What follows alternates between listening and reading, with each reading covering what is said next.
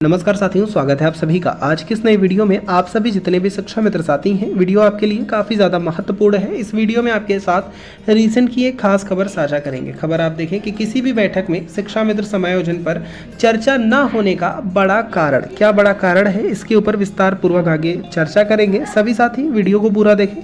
Channel को subscribe नहीं किया है, सब्सक्राइब भी कर लें। अब चलते हैं अपडेट पर। नमस्कार, आप देख रहे हैं स्पेशल कवरेज न्यूज और मैं हूं आपके साथ शिव कुमार मिश्रा। आज शिक्षा मित्रों की मानदेय को लेकर जो 27 जून की बैठक प्रस्तावित थी वो आज पूरी हो गई। बैठक में चर्चा उन सभी बिंदुओं पर हुई जो प्रस्तावित थे। बैठक का जल्द ब्यौरा अभी हमारे साथ शिक्षा मित्र नेता जुड़ेंगे जो बैठक में कोई जानकारी लेके आए, क्या हुआ बैठक में। आप का उद्देश्य होता है कि बैठक का ब्यौरा मिल जाए, बैठक की जानकारी मिल जाए। क्योंकि आज कुछ तबीयत ठीक नहीं लग रही है तो शायद रोक कर आपके सामने बात कर रहा हूँ। हमारे साथ विक्रम सिंह आ गए हैं, हम सीधा विक्रम सिंह के पास चलेंगे, रुक करेंगे। तब तक हमारे साथ वो शिक्षा मित्र नेता भी। विक्रम सिंह, बहुत बहुत स्वागत है आपका।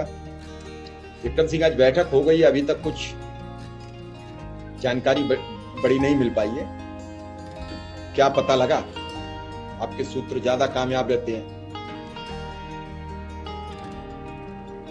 माइक खोलिए, माइक खोलिए आप अपना। जी सर, आपका बहुत बहुत आभार सर। बात करने का प्रयास किया हूं, अभी बात नहीं हो पाई है। अभी मैं फोन एक बार मिलाया था तो फोन उठा नहीं है, अभी फिर मिलाऊंगा और देखता हूं क्या बात हुई है। अभी डिबेट के दौरान ही मैं बात करूंगा, फिर फोन मिलाऊंगा। देखता हूं आज की मीटिंग में क्या हुआ है, कुछ चर्चा हुई, क्या हुआ इसके बारे में अभी बात करूंगा। अभी मैं थोड़ी देर पहले फोन मिलाया था। विक्रम सिंह, बड़ी उम्मीदें हैं लोगों को आज की उससे, लेकिन जो मुझे रिपोर्ट मिली है वो ये है कि बैठक में मानदेय की चर्चा हो गई है और ये कमेटी रिपोर्ट सबमिट करेगी। ये कमेटी सरकार को रिपोर्ट सबमिट करेगी। फिलहाल चर्चा हो गई और जिसकी उम्मीद थी, जो कल रमेश मिश्रा ने बात कही थी, वो बड़ी अच्छी बात थी कि ज्यादा सोच न रखें शिक्षा मित्र। तो जल्दी हमारे साथ शिक्षा मित्र नेता आ रहे हैं अभी, लेकिन विक्रम सिंह, इससे उम्मीदें तो सबको थी। नहीं, इस सरकार, देखिए जो वर्तमान की सरकार है सर, जो वर्तमान की सरकार है, चाहे वो केंद्र में हो चाहे राज्य में हो, किसी संविदा कर्मचारी, कोई कर्मचारी, न अनुदेशक न शिक्षा मित्र को कोई उम्मीद नहीं है सरकार से। जहां तक, क्योंकि एक कहावत है ना, पूत के पांव पाले में ही दिखाई दे देते हैं, और अंग्रेजी में कहा जाता है मॉर्निंग शोज द डे और coming events cast their shadows before. तो इस सरकार से बहुत कुछ उम्मीद पालना अपने साथ धोखा देना है, जहां तक मुझे लगता है, क्योंकि इनका इतिहास ही उस प्रकार का रहा है। आप तो दूसरी बार सत्ता में आए हैं ना, पहली बार भी सत्ता में आए थे और इन्हीं संविदा कर्मचारियों के बल पे आए थे, और इस बार भी बहुत लोगों ने आपको वोट दिया।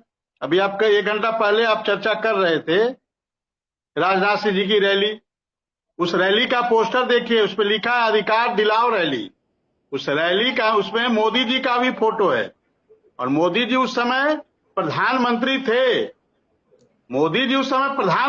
थे। अमित शाह जी भाजपा के राष्ट्रीय अध्यक्ष थे, राजनाथ सिंह जी गृह मंत्री थे, और लालजी टंडन जी का भी उस पे फोटो लगा हुआ है। लालजी जो इस समय नहीं है दुनिया में, लेकिन उनका भी फोटो लगा हुआ है। तो कहने का मतलब है, जब मोदी जी का पोस्टर, गृह मंत्री जी का पोस्टर, देश में सबसे बड़ा पद होता है ना, प्रधानमंत्री के बाद गृह मंत्री का पद सबसे बड़ा पद होता है प्रोटोकॉल में। पावर में भी। तो जब ऐसे ऐसे लोगों के पोस्टर लगे हैं और उसमें लिखा है अधिकार दिलाओ रैली, और जो हमारा अधिकार दिलाएगा वो प्रदेश में राज करेगा, ये हमारा नारा नहीं है, ये भाजपा का नारा है। और पोस्टर देखिए, मोदी जी का पोस्टर है, जो कि मोदी जी उस समय प्रधानमंत्री थे देश का, क्योंकि वो 3 अप्रैल 2016 का कार्यक्रम है और मोदी जी तो 2014 में ही प्रधानमंत्री बन गए। तो जब प्रधानमंत्री का पोस्टर लगाकर गृह मंत्री खुद उस मीटिंग में आकर बड़े बड़े भाषण देकर चले गए, अमित शाह जी को भी आना था लेकिन वो नहीं आ पाए, इन समय उनका कार्यक्रम बदल गया। तो कहने का मतलब जब इतने बड़े बड़े, और इसी के बल पे 17 में सत्ता में आई, शिक्षा मित्रों ने भी वोट दे दिया भाजपा को। शिक्षा मित्र साथियों ने भी 2017 में भाजपा को वोट दिया, और इसी का मलाल है समाजवादी पार्टी को। कभी कभी हम लोग जाते हैं वार्ता करने तो समाजवादी पार्टी के नेता कहते हैं, मुझे याद है एक एमएलसी हुआ करते थे भदौरिया जी, कोई भदौरिया जी थे, सीतापुर साइड के एमएलसी हुआ करते थे। अनुराग भदौरिया जी नहीं, एक दूसरे एक भदौरिया जी है, आनंद भदौरिया। हाँ, आनंद भदौरिया जी।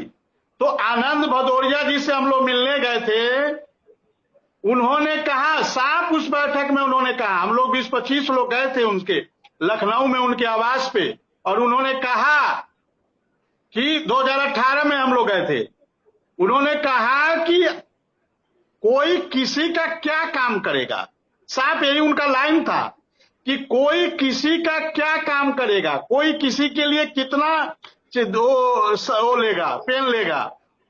शिक्षा मित्रों को हम लोगों ने नियमित किया और वो शिक्षा मित्र 2017 में भाजपा को वोट दिए। ये आनंद भदौरिया जी के स्टेटमेंट थे। तो जब शिक्षा मित्रों ने वोट दिया, अनुदेशकों ने वोट दिया, प्रदेश के सारे संविदा कर्मियों ने वोट दिया। ये 325 सीट, 47 सीट पाने वाली पार्टी 325 सीट पे पहुंच जाए तो ऐसे ही नहीं पहुंच जाते हैं। इसके लिए सभी ने बूथ स्तर पे लगकर काम किया। और आपने क्या दिया सभी को? आपने सभी को क्या दिया? सबने तो आपको 2017 में सत्ता में लाया, और आप जब सत्ता में आए तो इन लोगों को क्या दिया, ये भी तो बताना चाहिए।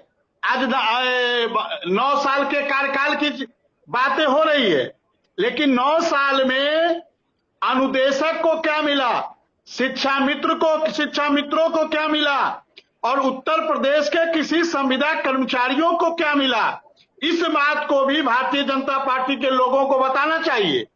आज भाजपा के लोग घर घर जाके 9 साल के क्रियाकलाप का, अरे 9 साल क्यों, 4 साल की बात करिए ना, 5 साल के बदले तो दूसरी